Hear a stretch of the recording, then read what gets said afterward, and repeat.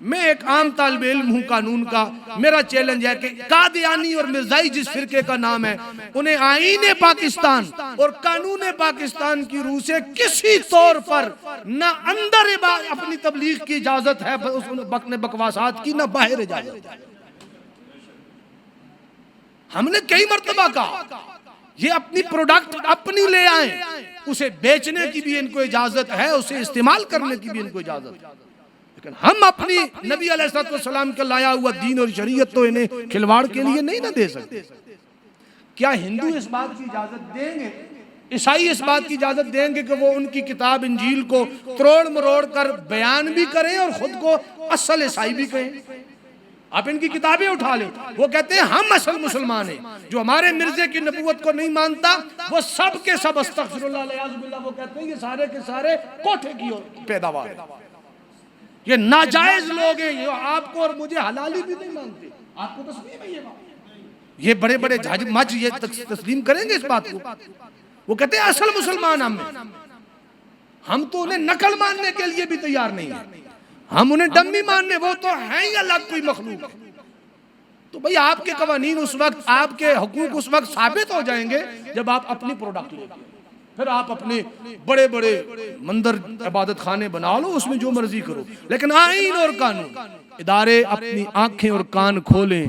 آئین اور قانون اس بات کی اجازت نہیں دیتا کہ قادیانی جو ڈاکو ہے جس نے اسلامی تعلیمات پر ڈاکہ ڈالا ہے اور وہ بدترین گستاخ نبی بھی ہے، گستاخ خدا بھی ہے، گستاخ قرآن بھی ہے، گستاخ امہات المومنین بھی ہے، اس کی بیویوں کو ام المومنین کہتے ہیں، اس کے حواریوں کو یہ صحابہ اور خلفائے راشدین امیر المومنین کہتے ہیں۔ یہ جس کتاب کا جھگڑا ہے نا تفسیر صغیر، اس کے ٹائٹل پیج پہ جس نے لکھی ہے یہ کتاب، اس کا نام لکھا ہے میاں بشیر رضی اللہ عنہ۔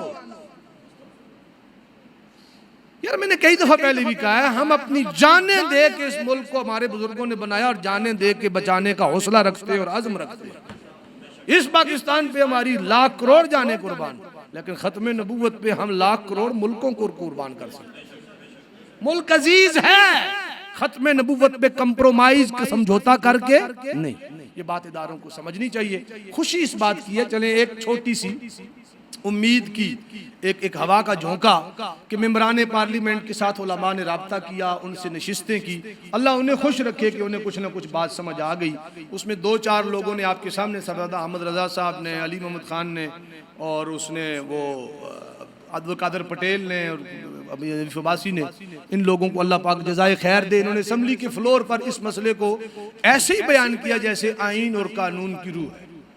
جس جماعت سے بھی ان کا تعلق ہے، ہمیں اس سے سروکار نہیں، جو حضور کا غلام ہے، ہم نے بچپن سے یہ نعرہ سیکھا ہے، نبی کا جو غلام ہے ہمارا وہ امام ہے۔ لیکن جو نبی کی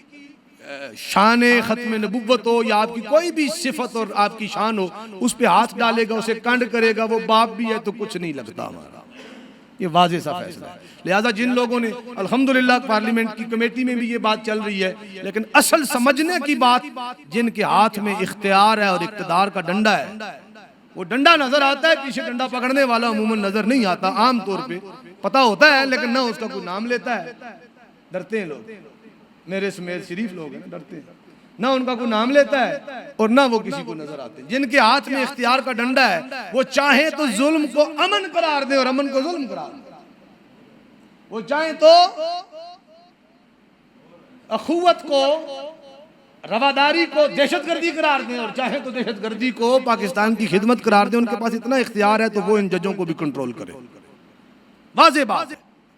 اور بہت ساری جگہوں پہ اگر اسلام آباد ہائی کورٹ کے جج کہتے ہیں میسج آتے ہیں، تو اس معاملے میں میسج نہیں، ان کے کان کھینچ کے بنتا ہے کہ یہ کیا کر رہے ہو، آئین کچھ اور کہہ رہا ہے، تمہارا فیصلہ کچھ اور کہہ رہا ہے، قرآن کچھ اور کہہ رہا ہے، تمہارا فیصلہ کچھ اور کہہ رہا ہے۔ ایک تو ذمہ داروں کو اپنا کردار ادا کرنا چاہیے، بڑے گھر والوں،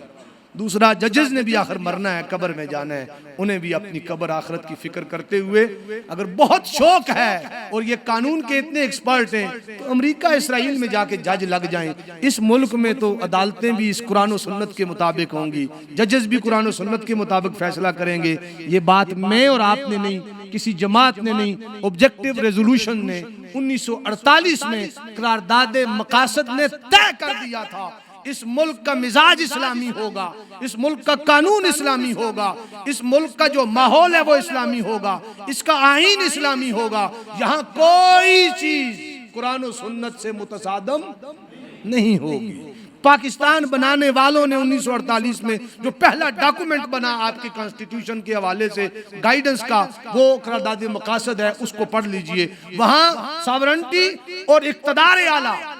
ایبسولوٹلی اللہ وحدہ لا شریک کے لیے تسلیم کیا گیا ہے کہ ہمارا مقتدر وہی ہے، ہمارے ہر ادارے کا سربراہ اور اس کا مالک اور مختار اللہ ہے۔ اللہ کے احکام کے مطابق ادارے بھی چلیں گے، قانون بھی چلے گا، پارلیمان بھی چلے گا اور ملک بھی چلے گا۔ یہ بات طے شدہ ہے، اسے چھیڑ کر ری رائٹ نہ کیا جائے، کانسٹیٹیوشن کو کرنے کی کوشش نہ کی جائے، اس سے افراتفری پھیلے گی، بدامنی پھیلے گی، ملک کا امن و امان غارت ہوگا، اور خدا نخواستہ آپ اپنے ہاتھوں سے اس ملک کو آگ لگا دیں گے۔ اللہ نہ کرے۔ اس پاکستان نے دنیا میں رہنا ہے، امہ کی امامت کرنی ہے، اس کا طریقہ کار یہی ہے کہ ہم کچھ اور نہیں مانگ رہے، آئین اور قانون کے مطابق سارے اداروں اور اس کے فنکشنز کو چلنا چاہیے۔ آپ اس بات کی تائید کرتے ہیں؟